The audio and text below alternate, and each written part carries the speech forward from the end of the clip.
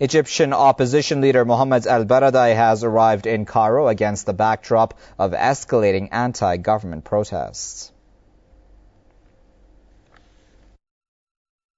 I have said a number of times, that the right for peaceful demonstration is an absolute right of every Egyptian, of every human being.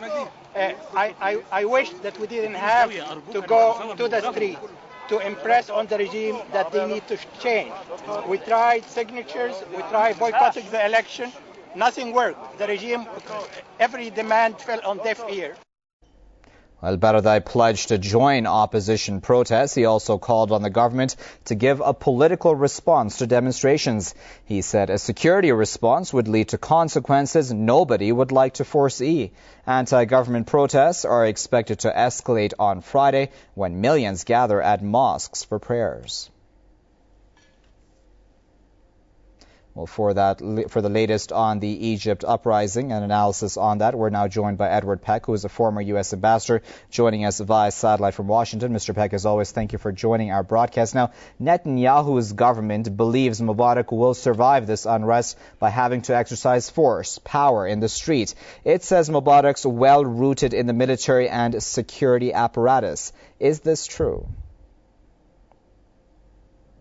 Well, we're going to find out, I suppose, but I think it's fairly typical of the Israeli government to urge the use of force, which of course is what Israel does whenever it faces anyone who is unhappy with the situation in occupied territories, for example. They get pretty violent there.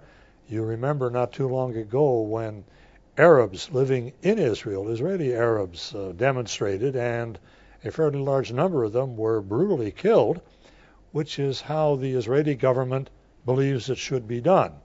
I'm not sure I agree with that approach, but it's certainly what they do.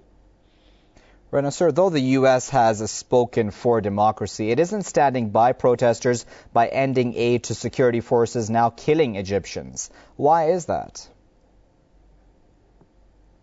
Well, because the relationship is supposed to transcend what could be a minor bump on the road to the sorts of things that the American government would like to see. When you have an assistance relationship with another country, any relationship between two countries where one country is giving something to another country, you definitely have to give them what they want, or not give them anything at all, because you can't give them things that they don't want.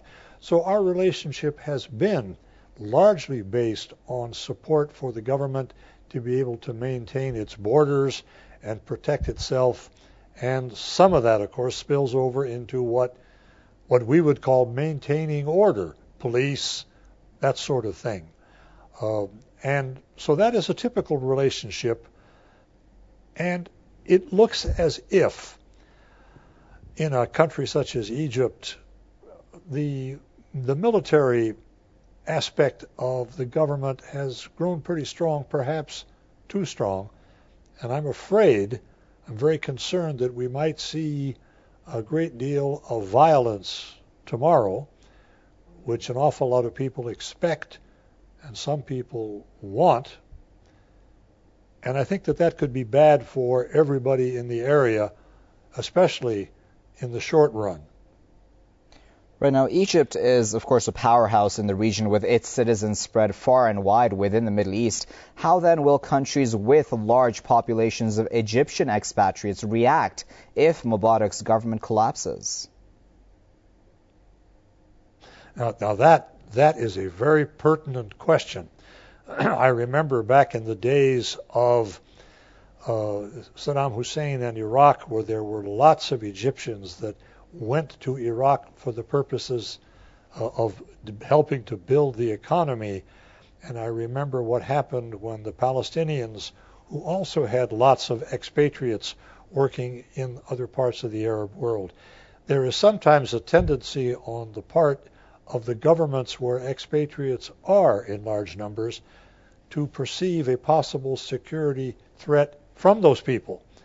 I don't know how realistic that appearance of a threat is, but I think it's rational to expect governments that face that internal problem will be watching carefully to see what it is they need to do to maintain stability and security in their own countries. And that could affect Egyptian expatriates. Right now, 2011 has begun on a tense-filled note for Arab dictatorships. How lasting, if at all, will demands by people for freedom and rights that the U.S. was never able to push for successfully be in the long term? Well, the United States seems to have a tendency to believe that other people should do things the way we do, even if those other people don't necessarily see it the same way. If I were in charge of the American government, which is highly unlikely, but if I were in charge, I would be very careful as to what I said in commenting about this kind of a problem in another country, especially when it's a serious problem, especially when it's a potentially serious problem, not just for the country itself, but for the region. And speaking too much on the subject when it is not directly our problem, we haven't caused it, we're not going to control it, we'd be better off not saying much, certainly much less than we're saying now, as everybody has to tell the Egyptians, both the government and the people, what they should do and what they shouldn't do. It is not really our affair.